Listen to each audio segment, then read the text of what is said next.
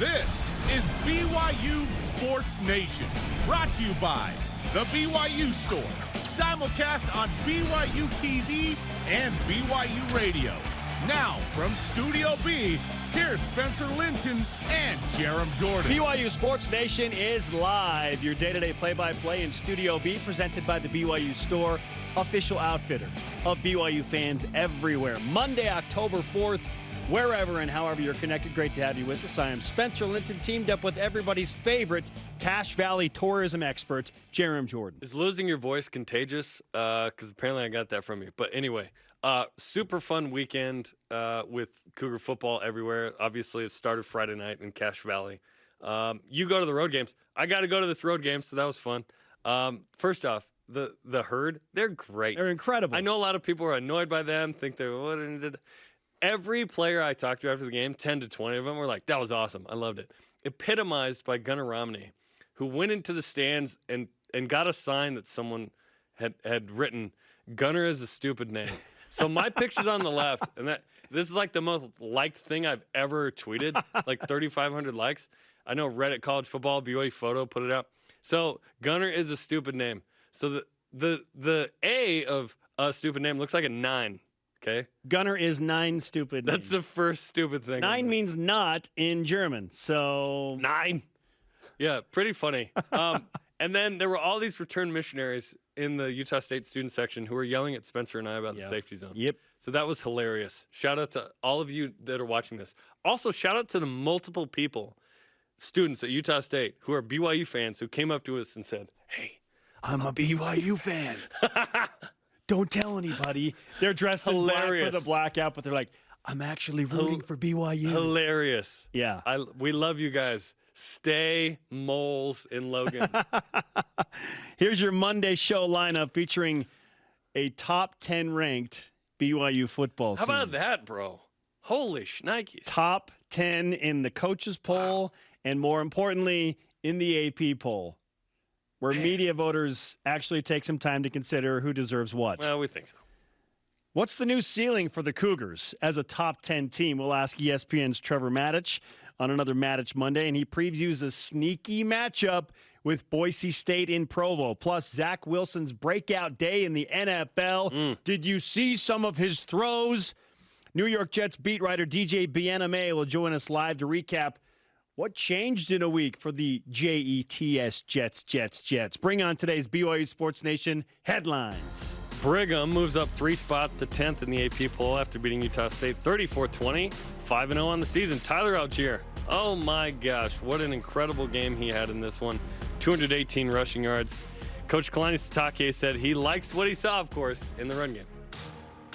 Just really thankful that he's on our team, and you know, you have to give a lot of credit to the O-line and everyone that blocked downfield with the tight ends and the receivers. So it's nice to have a back like that can get it done. I think he and Lopini give us a really good 1-2 punch. That to Spencer Linton in the BYU TV postgame show. BYU hosts Boise State this week, who's 2-3 after losing to Nevada at home. 3:30 Eastern on ABC National. Skycam! Woo! And then this morning, we know the kick time for the Baylor game on October 16th. 3:30 Eastern. ESPN or ESPN2. It's good to be a top 10 team. Back-to-back afternoon games. Afternoon games on national TV. Zach Wilson wins his first game as a starting quarterback in the National Football League. 21 of 34, 297 yards, a couple of touchdowns, an interception, and a 27-24 overtime victory over the Tennessee Titans. It was a winning team, by the way. Tennessee was 2-1. Hey! They beat my Seahawks. I know firsthand. You know who didn't win? The New Orleans Saints. Who cares? Taysom had a good game. Lost at home to the New York Giants. Taysom Hill, as you mentioned, great game. Ran for 2 touchdowns, had 63 all-purpose yards in that little bit of a shocking loss in NOLA. Ran is an understatement. The first touchdown, dude? Oh, my gosh. There were like 5 dudes he ran through. That was amazing. Andy Reid becomes the first coach in NFL history to win 100 games with 2 different teams. The Chefs and the Eagles. Jamal Williams with 14 carries for 66 yards in a loss to the Bears that featured Kyrus Tonga, who had a tackle. Kyle Van Noy had a tackle in the Goat Bowl last night. Entertaining but weird, crazy game. And Fred Warner had 9 tackles and 1 tackle for loss. Wasn't good enough. My Seahawks won. Yeah, rough day for the Cougars in the NFL when it comes to, like, if their team's won or lost, except for Zach Wilson, it feels like. Except for Zach Wilson. Listen, Zach needed that. Baby. Yes, he did. That was awesome. 10th ranked BYU women's volleyball sweeps USF. The Cougs on a 7-match sweep streak. They take on Portland this Thursday, 9 Eastern at the Smith Fieldhouse. Watch on the BYU TV app. Dude, I'm in such a good mood right now. Bruce Webster. It's always a great Monday when BYUSN starts with Jarom Jordan having an unironic smile on his face. I'm so happy right now, Bruce. Women's soccer beats number 16 Gonzaga 6-1. 6-1. Remember how we were like, hey, they need to win this game. Yeah, they didn't just win. They dominated. Gonzaga's 8-game win streak snapped. Still have never beaten BYU. Next game against St. Mary's, Wednesday, 9 Eastern. Watch on the BYU TV app. Spencer Linton back in the play-by-play mode. Go. It's been a sec. Let's go. Volleyball and soccer Great this to week. have you back. Thank you. BYU men's golf tees off at the Ron Moore Intercollegiate in Colorado today. Good luck to Bruce Brockbank, Todd Miller, and their guys. All rise and shout. It's time for What's Trending. You're talking about it, and so are we. It's What's Trending on BYU Sports Nation. To the top 10 and beyond. BYU football back in the AP top 10 for a second consecutive year, starting 5-0. What? For a second consecutive year. That's never happened in the history of BYU football. The Cougars, winners in Logan, 34-20 over Utah State. They covered Jarom, and maybe that was the most impressive thing we saw on Friday, or not, which leads us into our question. My friend, you were on the sidelines. You witnessed all of it. What was the most impressive thing you saw from BYU at Utah State on Friday night? Tyler Allgeier. Tyler Allgeier was unbelievable. 9.9 yards a carry. By the way, I had to use the restroom. I missed the 6 to 7 yard run. Anyway, I leave for one play. Tyler Allgeier was amazing. So at halftime, Baylor Romney gets a concussion. And, not officially diagnosed, but pretty a safe assumption, right? So all of a sudden, BYU's coming out in the second half, and it's kind of a close game. Jake Oldridge just missed a field goal, snaps his, BYU record 16 field goal streak. It's like, okay, what's going to happen? Because Utah State's moved the ball a little bit here, and now you're throwing out freshman Jacob Conover. We love Jacob Conover. He's going to be a baller at BYU. It's early. It's his first snaps in college. So what happens? Exactly what needed to happen. The run game had to be awesome, and the defense had to step up so that Jacob Conover didn't have to win this game. BYU was in the danger zone. They really were. But those two things happened, and Tyler Allgeier runs for 218 yards. Curtis Brown, 02, is like, yes, sir. Welcome to the 200 Club in Logan. That was incredible. Tyler Allgeier was a man among little cows. Yep. Okay? It was awesome. And the old wagon wheel stays in Provo, baby. The most impressive thing I saw on Friday night was the BYU defense against the Utah State rush offense. It's kind of hidden in the stats because Tyler Allgeier was so amazing. Yes. And BYU had another quarterback get injured, and Jacob Conover comes in. So, yes, all those very deserving storylines. But the rush offense of Utah State, which was about 200 yards a game, was non-existent. Quantify it, baby. 22 yards. 22 yards. They were averaging 22. almost 200 per game. They rushed for 22 yards total against BYU's defense. You missed a 0 there. Wow. Right? So, to me, I was like looking at the stat sheet, I thought, how in the world was Utah State this close? It's because they converted a bunch of 3rd and longs. Yeah. That was disappointing. But in the end, you win by 14. Happy. 22 rush yards. BYU averaged almost more than 3 yards per play more. And again, the Cougars win the turnover battle. +2. Malik Moore's interception, by the way, incredible. We're seeing the same thing again and again and again. Take care of the ball. Force turnovers. Run the ball effectively. Yes. Convert on third. Well, there's still BYU still hasn't played a complete game, and that's exciting. And we saw a very encouraging trend continue for BYU football. In all 5 games, BYU has needed an important drive to seal the game. Against Arizona, they had to get a first down late in the game, hold on to the ball. They did it. Against Utah, BYU needed a field goal to make it a 2-score game. They did it. Arizona State, they needed a score. They did it. USF, BYU needed to hold them off. They did it. And they did it again in Logan on Friday night. Tyler Allgeier breaks it outside for that epic run to the half-yard line. They score a touchdown. Jarom, they're closing the deal when things get weird in the second half in all 5 of their games. They still haven't trailed. That's the most They've unbelievable not thing. trailed. Haven't trailed a single time. Incredible. One of 4 teams in America that have not trailed at any point this season. That is incredible. Topic 2. BYU's up to number 10 in the AP poll. Completely validating everything from last year. I know there are by a the few way. BYU fans like, I can't believe Michigan leapfrogged BYU. It's Really? bogus. Really? You're worried about that? Okay, what's the ceiling for this BYU team now? What's the ceiling? It all depends on what happens in the next 2 weeks. Okay? Seriously. Yeah. If BYU holds on against Boise State and then beat Baylor, they're not going to lose a game going into the USC contest. They'll go through Washington State and Virginia. Yes. Yeah. Then they will beat Idaho State. They'll take care of Georgia Southern. Sure. Just kidding. Okay, BYU will be 11-0. Hold on. Idaho State, live on BYU TV. We're contractually obligated. I just don't like if BYU gets past Boise State and a huge road game at Baylor.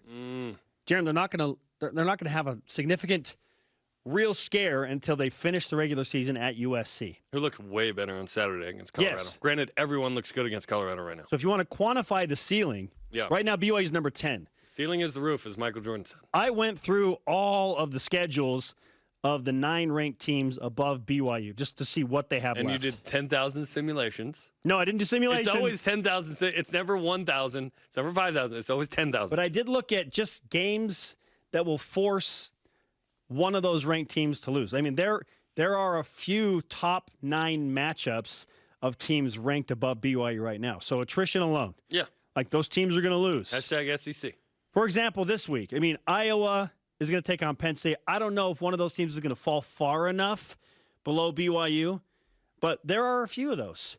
So Just keep winning. Yeah, just keep winning.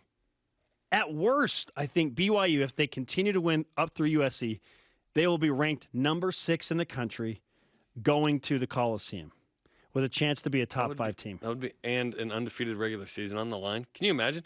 What's the ceiling? I don't know, a couple more spots. I still think there's going to be a game that we don't expect to be close that is close. It could be, I won't be if BYU goes undefeated in the regular season, that'd be unbelievable. It's happened once. Chances are BYU lose 1 or 2 still. And I'm coming around to the only one idea, but I still think there's a couple losses in there potentially. It's going to be tough. Some of these teams are going to have a great game. Weather's going to injuries. Hopefully Jaren Hall can get as healthy as possible as soon as possible. Yeah, And how Baylor deep Romney. is BYU? Because they are extending the depth to new degrees right now. If you sold J-Miava Peters, are your palms sweaty now? You might get in. Hopefully not, right? But hopefully Jake Connor was fine and everything's great.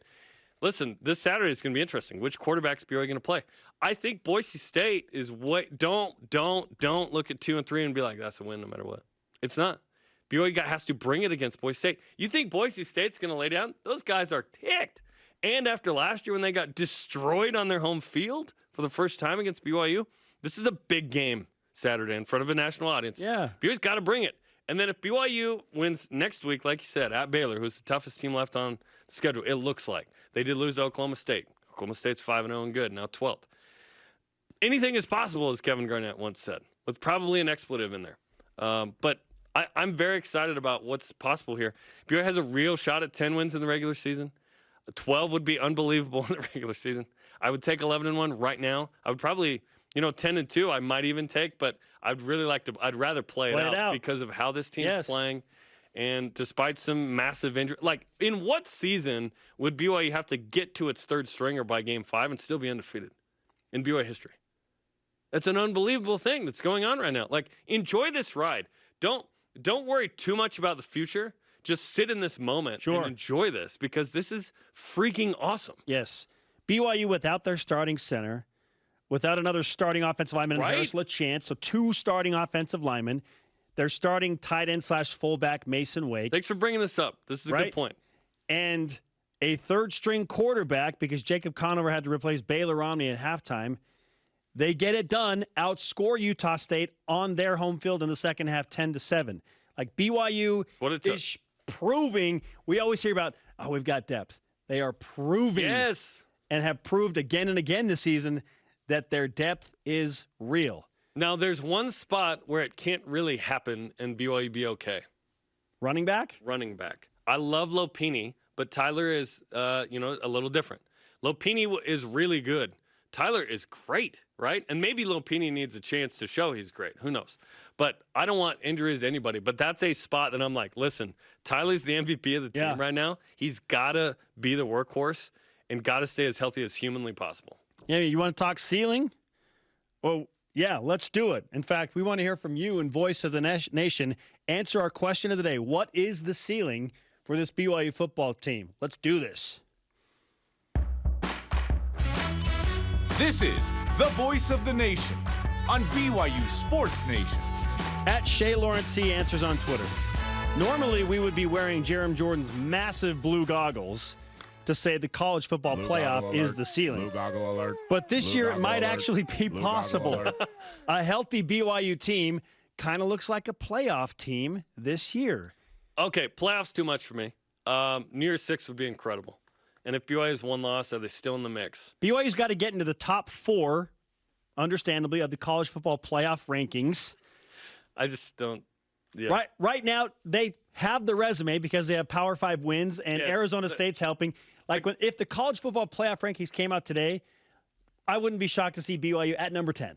I feel like the college football playoff committee would match the AP writers this year because the schedule is notably lined with Power 5 teams. I'm not worried about the playoff. If BYU, that's too much. That requires not only that BYU goes undefeated, but also that other teams, a bunch of them, lose. I just don't see it. I think Cincy is going to go undefeated. I think Alabama and Georgia will have regular season undefeated. It's no. And then a Big Ten team, either Iowa or Penn State. Yeah, but one of those guys. I was not going to go undefeated regular season or Penn State. I don't see it. Okay. So I just don't think that combination will happen. New Year's 6 would be the ultimate goal. Yeah. Man. Yeah. What's the ceiling? Listen, playoffs crazy. No, that's insane. It would take something special. It would take something like 1984 where a bunch of teams above BYU just lose unexpectedly. You hope there's 6-6 Michigan and 3-7-1 Pitt. BYU keeps winning, you know? Yeah. Hashtag BYUSN Twitter, Facebook, and Instagram. Coming up, is Gregor Bell the new Batman? We'll tell you why.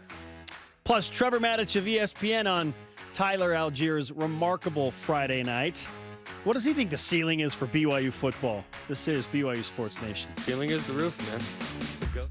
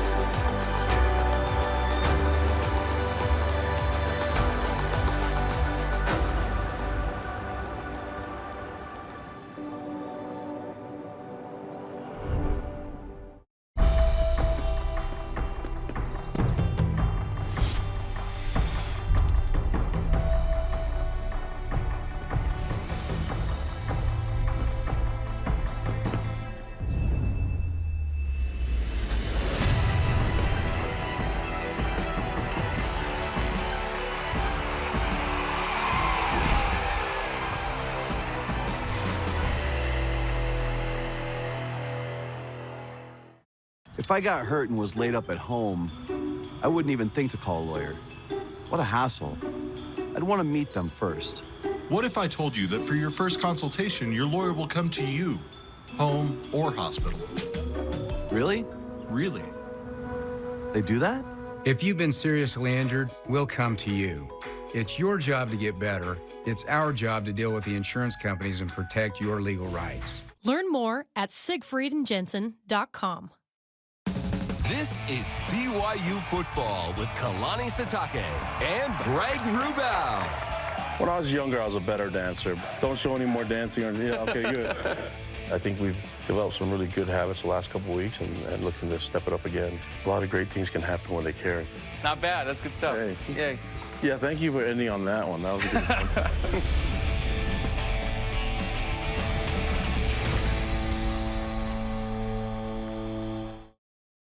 BYU Sports Nation is presented by the BYU Store, official outfitter of BYU fans everywhere. Yo, Coordinator's Corner. It's good stuff. If you've never watched it, listen to it. Seriously. Great stuff. 1 Eastern time. Greg Wrubell talking to Elisa Tuyaki and Ed Lamb. They're breaking down the Utah State game. They're talking Boise State. If you want to be the smartest guy at the water cooler, you got to watch, hopefully, this show. But also Coordinator's Corner and the Stockton Show. It's really good. And after further review, we got all the stuff. We are live in Studio B. This is your day-to-day BYU Sports play-by-play. I am Spencer Linton alongside a man who has Matich Monday on lockdown. Jarom Jordan speaking with one of the ESPN GOATs of college football analysis. Yes, we always know Trevor brings it, especially on Mondays. He gives us the good stuff. It's a Matich Monday, and there was certainly a lot to talk with Trevor Matich about. Here's my conversation with Trev. All right, Trev, what an incredible weekend for Cougar football fans. Not only BYU beating Utah State and Tyler Allgeier, and amazing NFL performances from Zach Wilson, Taysom Hill looking like Christian Okoye in Tecmo Super Bowl, and then Visika Hema housing his talk in General Conference. It was a great weekend for Cougar fans. Fantastic weekend, and there's so much opportunity to continue to extend it. Starts with the foundation, though. BYU football won the rivalry game against Utah State with so many starters out, not only before the game coming in, but then during the game losing guys. And that was a phenomenal way to win a big rivalry game, and that is the foundation for all the other great things that happened for a BYU fan. Tyler Allgeier goes for 218 and 3 touchdowns. I mean, if it wasn't clear that he's the MVP of the team right now, I think it was after that game, especially given the injuries at quarterback. Baylor Romney goes out of this game at halftime. That's exactly right. And that's one of the reasons that Jacob Conover did not have to press, because they knew they could just hand the ball to Allgeier behind an offensive line that was missing 2 starters, and they'd still be able to grind out a win. And I'll tell you, Allgeier, there have been times in this season where he has taken the team on his back and done things to win games. We know about that forced fumble against Arizona State. But then in this game, when the third quarterback is in, when Utah State has the momentum, the defense rose up and makes some plays. But more than that, Allgeier and the banged-up offensive line went out there and took over.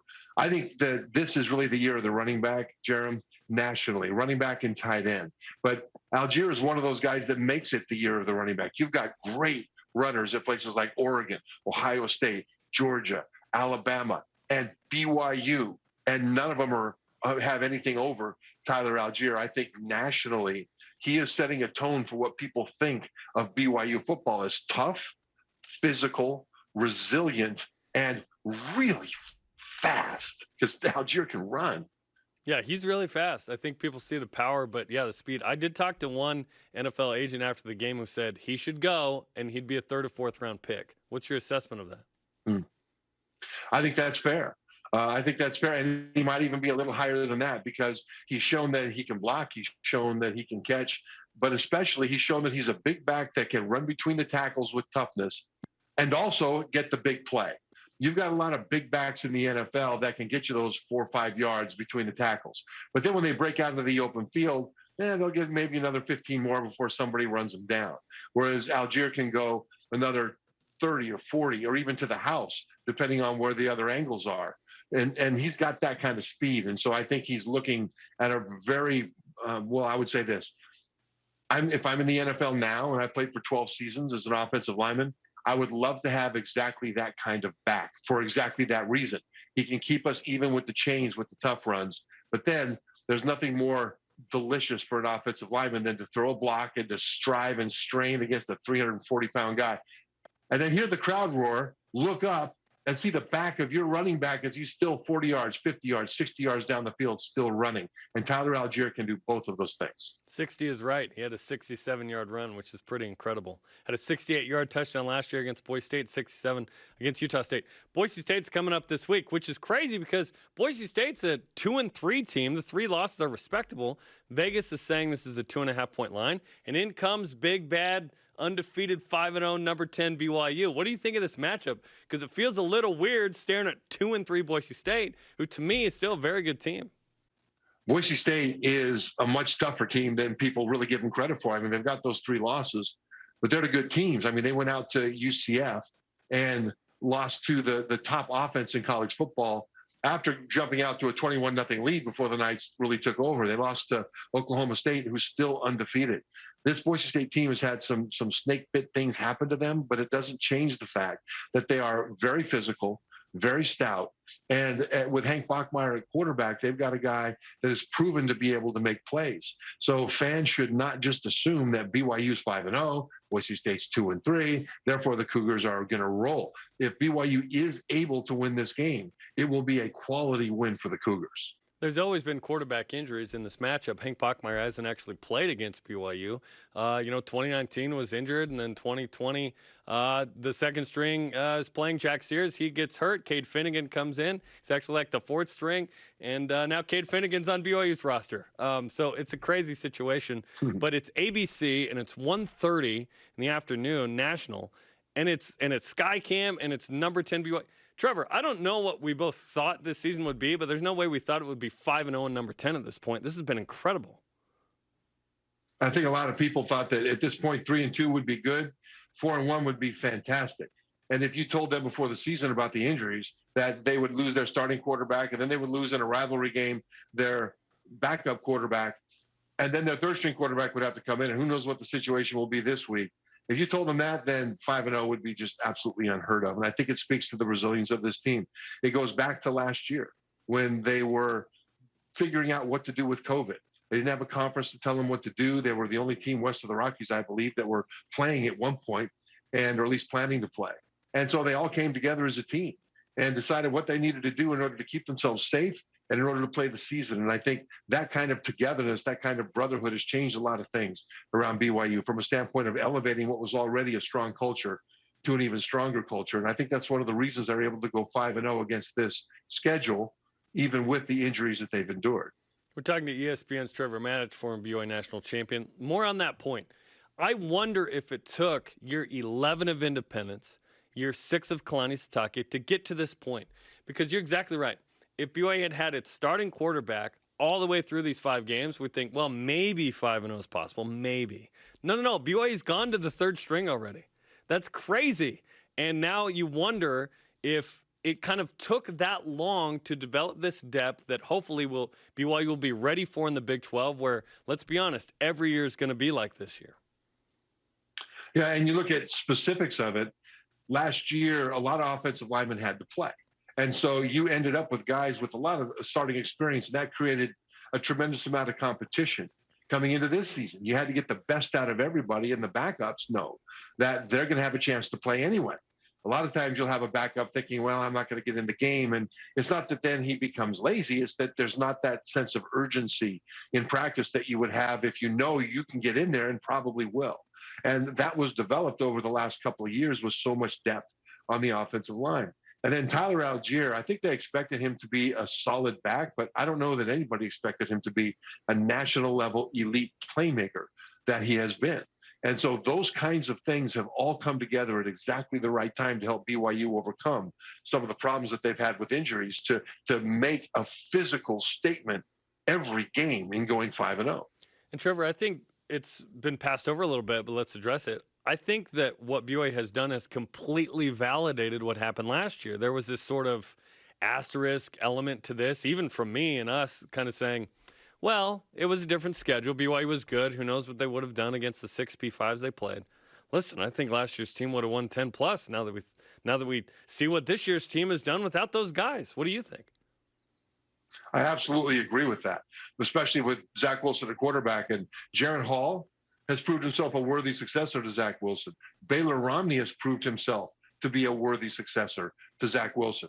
Zach was a cut above, and it's hard to make everybody stand next to that standard. At the same time, you're seeing efficient, effective playmaking at the quarterback position this year, and that's huge. But last year, goodness gracious, with Zach, what they could have done against that schedule, we look back on it now, I think they very well could have won 10+. They would have, I think.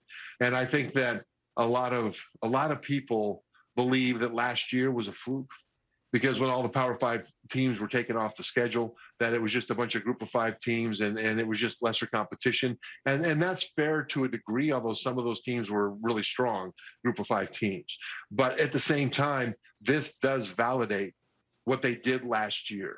I think that's important for recruiting, because negative recruiters would go out there and say, yeah, well, look, BYU won a lot of games. Who'd they beat? Well, now that is taken off the table for negative recruiters, and that allows BYU to recruit an even stronger roster, especially in depth. Yeah, look what BYU is doing, right? As an independent, what can BYU do as a Power 5 team in 2023? We're talking to Trevor Matich of ESPN. It's a Matich Monday. Does BYU need Jaren Hall to start Saturday to win? I'm No. assuming Baylor Romney will be out with a concussion. Yeah, no, I think that they can still win with Conover, but they will have to be lights out on defense, and they will have to be lights out in the running game. The thing about Conover is that he's a very talented guy. Yeah. And people look at his quarterback rating and how he started the game against Utah State when he came in. He struggled early and then started to do a little bit more. I think that experience would help him in this game if he's the one that has to play. Keep in mind that he doesn't have to be a super playmaker. They've got great playmakers on the perimeter and in the backfield. All he has to do is know where to get the ball. And if he is the guy to start this week, he will be getting starters reps. And he will be a guy that I think has the talent to be able to distribute the ball accurately where it needs to go, as long as he doesn't freak out. And he doesn't strike me as a guy that would freak out. So what you're asking is if Jaren Hall can't play and if Baylor Romney can't go, can BYU still win? The answer is yes. And it's not just a matter of hoping that they can win on an abstract basis. I think Conover can do enough to distribute the ball well enough for BYU's offense to still function on a efficient level. And it'll have to be very efficient because this Boise defense is pretty darn good. And I would not let people think that their 3-loss season so far suggests that they can be pushed around. They can't. We should rewind, and I was a little dramatic in the question, to 2019. BYU started a first-time starter, third string, and beat Boise State. His name was Baylor Romney. Okay, let's finish with this. Do you think if BYU or Cincinnati go undefeated, that they would make the playoff? I think Cincinnati has a good chance. Part of the reason that either team might have a chance is the chaos happening at the top right now, with teams like Ohio State, now Oregon, others struggling early in the season, Oklahoma not looking dominant. We'll see what happens the rest of the season, but it opens a door certainly for a fan to look at it and think, okay, well, maybe the usual suspects like Clemson, who usually has a playoff spot reserved for them every year, is now out of it. The ACC is probably out of it. So it opens doors for other teams. But you look at now, Ohio State starting to come back. The SEC has 2 absolute playoff caliber teams, at least in Alabama and Georgia, that could fill some of that gap. Cincinnati would have the edge over BYU, especially if Notre Dame now gets itself together and continues on to a very good season, because they won at Indiana and they won especially at Notre Dame. And that might be the edge that Cincinnati would need in order to stay ahead of BYU. I think that playoff or bust, it would not be a fair thing for fans to be thinking, though. I think what they need to be thinking is, hey, let's get to the New Year's Six. That's something that would be a phenomenal achievement for BYU, especially with the injuries that they've had. Now, to get there, they have a very difficult, tricky schedule still to go. And so as a fan, it's okay to make these kinds of speculations. And it's really fun to make these kinds of speculations. Could BYU make the playoff? Well, yeah, if they win out. Yeah, well, winning out against the schedule that remains is going to be hard to do. So the players and coaches are not thinking that way at all. They're thinking about the next team. They're thinking about getting ready for Boise State. But if BYU does win out or have just one loss, they have a very good chance, if not a certainty, to get into a New Year's Six bowl game. But I think Cincinnati would have the edge on them if everything broke the right way for a non-Power 5 team to make the playoff. I think the Bearcats would be the ones that would be chosen.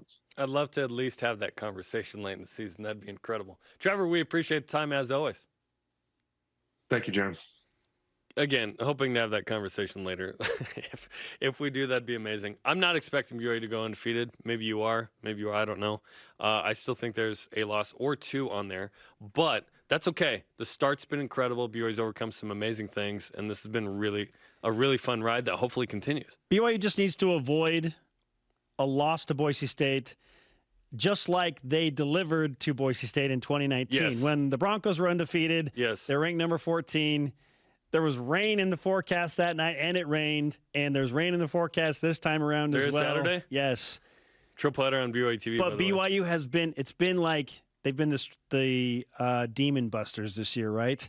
They broke the streak against Utah, handled Utah State in game number 5, They'll be okay against Boise State. Let's go. Okay, coming up, Zach Wilson gets his first win in the NFL. We go to New York for an update. BYU has not trailed in a college football game this season. How long will that trend continue? This is BYU Sports Nation. Greg Wrubell, Batman. When BYU made such a difference in our lives, I think really helped mold us as to who we are. And so when we had that opportunity and came back to Boise and found out there was an active chapter, we thought, okay, that's something that I can really get behind and get involved in. We want to promote the BYU experience all over the region. We want people who leave BYU to still stay connected.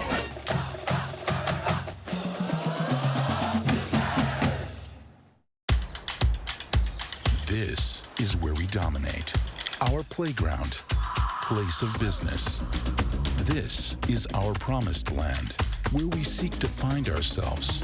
And we're here to make sure the spaces our best prove themselves on appear how they should.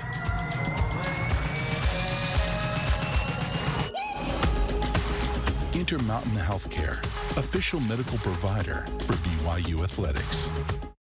Hi, Spencer Linton here, letting you know when your company joins the BYU team as a corporate partner, your brand can be featured in sports programming on BYU TV and BYU Radio. In addition to all of the great games, you can be part of the BYU coaches shows, place your message in Countdown to Kickoff, basketball pre- and post-game shows, and each weekday on BYU Sports Nation. We invite your team to join ours and become a corporate sponsor of BYU Athletics. For details, email sponsorship@byu.edu today.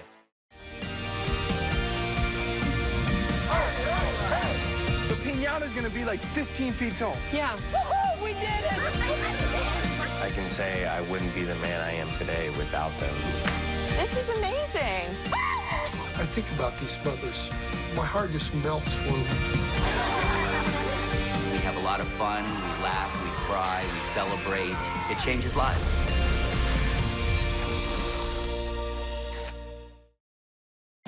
This portion of BYU Sports Nation is presented by Visible Supply Chain Management. If you like watching Tyler Allgeier run a lot, you're going to enjoy After Further Review this week. Tuesday night, 7 Eastern. Dave, Blaine, David break it down on the BYU TV app. He is Jarom. I am Spencer. This is BYU Sports Nation on a Monday. To interact with the show and find fabulous content throughout the day, follow us on our social media platforms: Facebook, Twitter, Instagram, YouTube, and TikTok. We're bringing it on TikTok more. Check it out. It is true. Let's whip it. Cougar Whip Around, presented by Visible Supply Chain Management, tackling America's most challenging shipping problems. More impressive Sunday, Zach Wilson or Taysom Hill?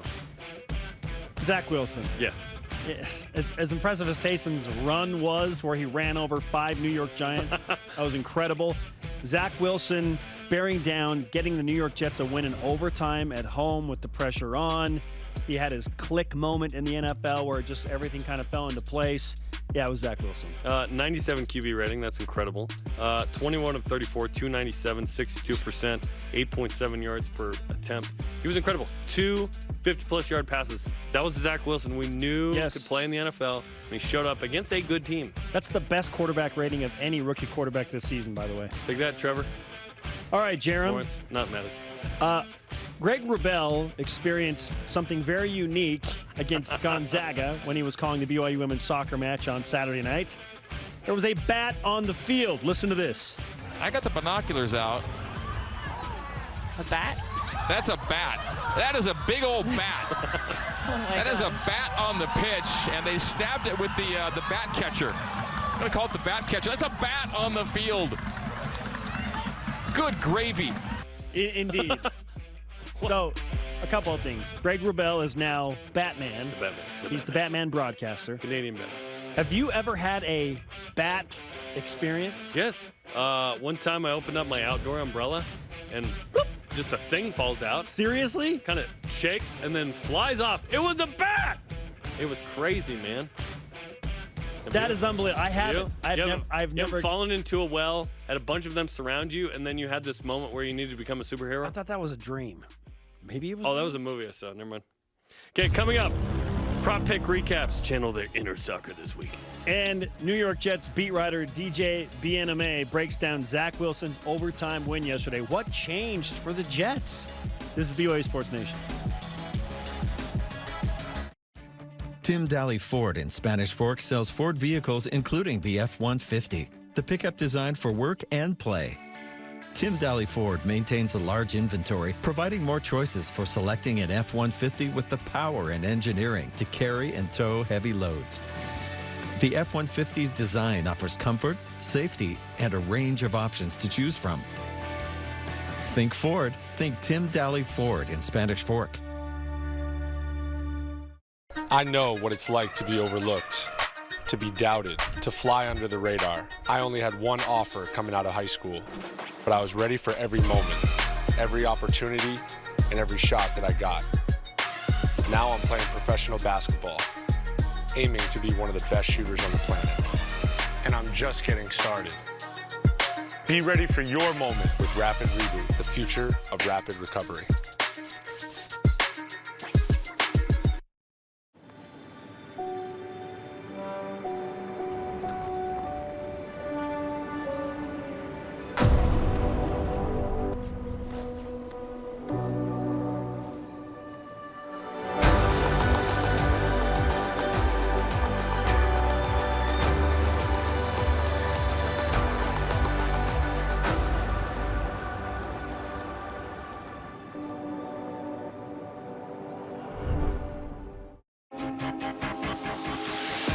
Our job. We got to take care of the football and move the team down the field and get the ball in the end zone. They're just raising the level of play of everybody around them. We're moving forward, so hopefully things stick. If you're a fan of BYU football, then you can't miss Coordinator's Corner. Join host Greg Wrubell as he interviews BYU's football coordinators. Coordinator's Corner, live on BYU TV or on the BYU TV app. BYU Sports Nation is presented by the BYU Store, official outfitter of BYU fans everywhere. BYU football's Kalani Sitake airs tomorrow night on the BYU TV app, 8:30 Eastern. As Greg Bell is joined by the coach, recap Utah State, preview Boise State. I'm going to chat with Ben Bywater in the film room, and you don't want to miss Deep Blue featuring Chris Jackson, who had a really tough upbringing but has overcome it to be here. Welcome back to BYU Sports Nation live from Studio B on a Monday. Joining us now is New York Daily News Jets beat writer DJ Bien-Amie returning to BYU Sports Nation after a big-time Jets win yesterday over the Tennessee Titans. DJ, great to have you back on the show. Thank you for having me back. It's great timing. You couldn't bring me on after the Patriots game or the Broncos game, but this game, perfect time. Yeah, that was a calculated move by us for sure. All right, the Jets get a much-needed win in overtime. What changed for New York other than Zach Wilson, throwing some darts as well? It was a team win. So what changed for the Jets yesterday compared to the first 3 weeks? Well, the offense finally caught up to the defense. The defense has been playing well throughout the year. They've been keeping them in games. So think about it, the Patriots game, that should have been like a 40-point loss. But defense did their job, which they've been doing throughout the entire season. But the offense finally caught up. And the main factor for me was Zach was playing within the offense. And then when it was time for those big plays, he executed, One thing that he struggled with the first, 3 weeks is when teams sent only 4 blitzers. So sometimes you would hold the ball, sometimes the offensive line would get beat, sometimes receivers would get open. But this time, he took what the defense gave him, which is why he was 13 for 16 when the Titans only rushed 4 for 202 yards, I believe, and a touchdown. So that's basically, when he sees what he likes, he's decisive. He gets the ball in and out. He throws on time. And then that's when plays break down. He was able to have that confidence in himself to roll out and then make some of those fantastic throws that he did to Keenan Cole, Jamison Crowder, and the Corey Davis. Yeah, it was incredible. He had 2 50-plus yard throws and one ball that was in the air, I think 56 yards, which is just incredible, where he's pointing and just saying, hey, go further. It's like it's backyard football or something. What was it like to watch sort of the breakout game for Zach, which I know Jets fans, and you cover them, they are thirsty for a winner. And, yes, this isn't going to be the season where, hey, they make the playoffs probably, right? But we saw flashes of brilliance, which is what Steve Young told us a couple months ago, is he didn't have to win a ton of games. He just needed to show that he has it, and yesterday was certainly one of those days. Yeah, this year, I've always told Jet fans, listen, do not focus on the record. If you focus on the record, then you're going to be miserable. Because it's not like the Jets are going to be terrible, but, they're just not going to – I don't think they're going to make the playoffs. But this year is about Zach Wilson showing that it factor And that's what he did yesterday. And so watching it from my perspective, he has a slow first half. I think he had like around 70-something yards in the first half, an interception, which wasn't his fault. Corey Davis fell on the route. So that wasn't his fault. But, it was taking him a little bit to get going. And then, boom, it's like it completely flipped. Like, he had like 232 yards in the second, after the first half, when you include second half and overtime. He had the 2 touchdown plays. And it just felt so electric, right? Where it's like, there's nothing there, and then boom, something explodes. The Corey Davis one was so fun to watch because you're watching it unravel. He's rolling out, he points, tell Corey Davis to go deep, and he throws it. You're like, is this gonna happen? Is this gonna happen? Oh, it happened. It happened. And it's like those are the plays that we saw at BYU, and it was like, this is why he went number 2 overall. So to see plays like that come to fruition, there was just so much electricity throughout the building, and I mean, obviously not press bar because we don't cheer or anything like that, but you could feel it from the stands, from the sidelines. You could just feel it just jumping throughout the stadium. DJ Bien-Amie from the New York Daily News is with us on BYU Sports Nation. He covers the New York Jets very closely. In your opinion, from week 1 and even including the preseason to right now, how has Zach Wilson grown the most as a quarterback and his transition from the collegiate game into the NFL? He's learning how to play boring football. As you guys know, Zach Wilson wants to go for the kill shot every time he can. But there's some time where you have to be able to take the check down and take what's in front of you, because once you do that, it's going to make defense creep up because, you're taking, you're dinking and dunking that. And then when it's time for that big play, he was able to do that yesterday. So I think what gets lost in a lot of the explosive plays was when he was able to play within the structure of the offense. I mean, there was one throw to Keenan Cole in overtime where he hits Keenan Cole on a corner route for I think like it was a big completion. I'm not too sure it was either 29 or 30 or something like that, but it was a really, really big completion, which that was within the timing of the offense. That was a big play, but that was within 3 hours. He had the ball for less than 3 seconds. And that's one thing that if you look across the league, all the great quarterbacks play really good when they get the ball out under 3 seconds. It's when they hold it a little bit longer is when they can get in troubles. Aaron Rodgers, Patrick Mahomes, you can look at all the stats. Like those guys have even Kyler Murray. And we look at all those guys as guys that can really improvise and make plays. The only quarterback I can think of that can hold the ball forever and still gut you is Josh Allen. Like he's one of one in that aspect. But everybody else, like they have to play within the offense. And then when it's time for those deep shots, they're able to execute. And yesterday, granted, yeah, we had those big plays. Zach Wilson did a very, very good job of taking what was there, getting the ball in and out of his hands, which allowed for when it was time for those big shots to capitalize. Yeah, we saw that at BYU in his career. As a freshman, kind of held on to the ball, and sophomore a little bit. Junior started to get way better at that, where he knew where he wanted to go, and then he took this leap. So perhaps at some point in the NFL, we saw it in the second half, but he continues to evolve in that way. Game in London this week. Do you get the chance to go over there? Yeah, I'll be over there. What's that going to be like for this Jet squad to go play in Mother England? It's going to be great for them.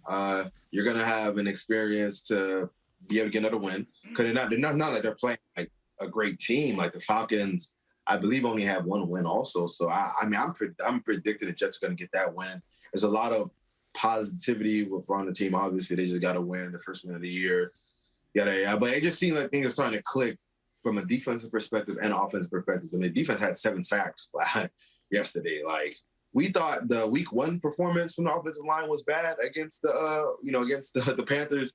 The Titans said, "Hold my beer," and they allowed Tannehill to get 7 times. So, so that the defensive line is coming together, man. So the Falcons, they don't have a good offensive line. So and they don't really they're not really an explosive offense. I mean, they have their moments with Calvin Ridley and Kyle Pitts, but the Jets have a really good shot to win that game. And I'm thinking Falcons' defense isn't good either, so that's going to be another way for the Jets to, as Robert Saleh say, stack more and more good practices, stack another good performance. So I think it's a gold opportunity for them to be 2-3 going into the bye and then going up to Foxborough to play the Patriots. And I think what would that be, week 7? All the weeks get mingled together at this point. But yeah.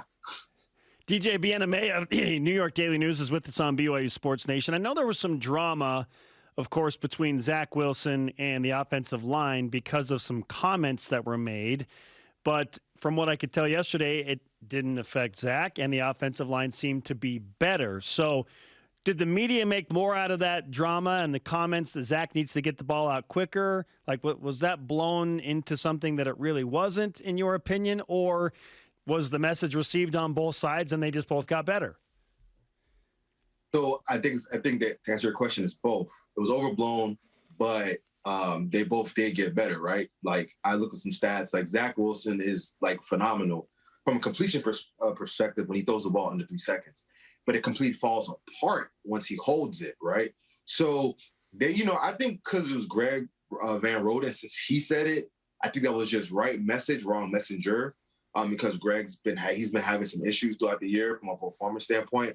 But I do think the media blew it up because you listen to Greg's full statement. It was Zach has to understand that this is the NFL. He has to ball out quicker. But it starts with us up front. So if you just put it, Greg Roden says Zach Wilson needs to get the ball out faster, then that looks like you're putting it on him. But when Greg adds in the fact that it starts with us up front, we got to do a better job. That's just, goes back to the second part of your question, that, both of them putting blame on each other and then realize they both got to get better. So I think that's just more the media looking for a scapegoat. Because that's one thing we do. When teams lose, we try to pick somebody to pinpoint. When in reality, when a team loses, it's usually a combination of so many things, especially in football, especially like last week. Like, a lot of people pointed at the offensive line, but some of it was poor play calling. Some of it was offensive line, some of the receivers not getting open, some of it was Zach having bad reads, some of it was the defense not being able to stop the run. There was so much that that happened, but a lot of people pinpointed the game on the offensive line, them not being able to do what they had to do. But as you said, I think that was just more of the media blowing things up. So I don't think I took part in that. And honestly, if I'm just being honest, I don't think I took part in that. I try to put the context out there, but hey, when it comes to social media, context does not matter. So, True. Once that ball got rolling, it was kind of hard to put the toothpaste back in the tube.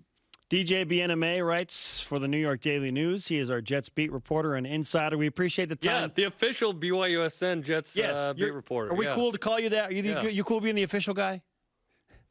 Of course. I'm cool with that. I love coming on this show. Fantastic. Hey, safe travels to London. Enjoy the game. Here's to 2 and 3 for the New York Jets. Thanks, DJ. No problem. Thanks for having me. All right, DJ Bien-Amie. He's great. We've had him on, 3 times now? Yes. He's good insight, man. He's awesome. Okay, coming up, Rise and Shoutouts. And our prop picks recap. Did Jaron make it 2 victories in a row? Ooh. This is BYU Sports Nation. Look at that beautiful field. Oh. Getting set for Boise State. Green already to start. Trio Orem Senior Living believes in empowering seniors to live life to the fullest. We help eliminate stress out of daily life when you live at Trio. Less time focusing on housework means you can socialize at one of our many events, with safety in mind, of course. And did we mention our spacious apartments with modern amenities? Learn more about setting up a private tour at trioorem.com. Professor Rock here. The Food Nanny. Chandler Scott here. Samry. Hey, everyone. Hello. I just want to tell you about this amazing, excellent, cool account called My Style. My Style checking. I'm talking travel points, gift card, concert tickets. all just for using my account. That's My Style. So check it out. Give it a shot. Open your My Style checking account today. We're fast and we're great communicators. We are expecting to meet as many biological relatives as possible. My navigation skills are going to take us to the winner's box. We're just a really uplifting, positive, funny team. You know that moment? When you know something big is about to go down. Your life's about to change forever. Yeah, that's this moment. Oh my goodness. Life-changing, a blessing, and amazing. I've taken family for granted. I don't know what I'm getting myself into. I'm going in without expectations. It's nerve-wracking for sure. Yeah, but we're ready. Yeah, we're ready. We're ready. This is a total work of art. This is amazing. Thank you so much. For some, this line is where the journey started. For us, it's been the journey of our lives.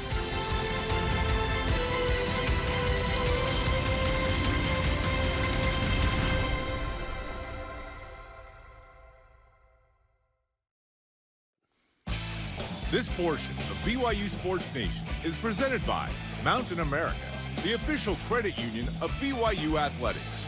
Rock me mama like a wagon wheel. BYU Sports Nation, always available on demand via the BYU TV and BYU radio apps. We've informed Dave, Blaine, and David that song exists. Yes. And download the podcast. Just Google BYU Sports Nation podcast, subscribe, rate, and review the show.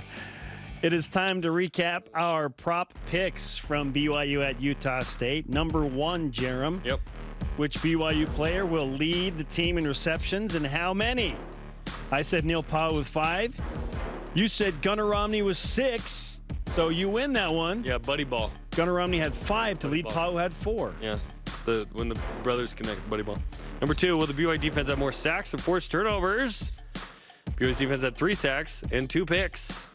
So you win because you said sacks, I said turnovers. Okay. There you go. There was a dropped interception that cost me. Shut Come on. Hey, I'll take 2. I want more sacks, but I'll take 2 takeaways every game. Absolutely. Every game. Especially when BYU's not giving the ball away at all. Yeah, and when they do, it's at the end of the half, doesn't matter, or Tyler Allgeier would just knock that thing out. Yes. All right, number 3, more Puka Nacua receiving yards or distance on Ryan Rico's longest punt? What a question. Yards for the tiebreak. We both went with Rico. You said 65 yards on a punt. I said 59.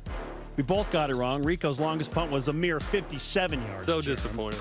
Puka Nacua led BYU 62 receiving yards. So this week ends in a tie. Okay, I guess we're playing soccer. Yay! Question of the day. What is the ceiling for this BYU football team? At Kip Kent answers on Twitter.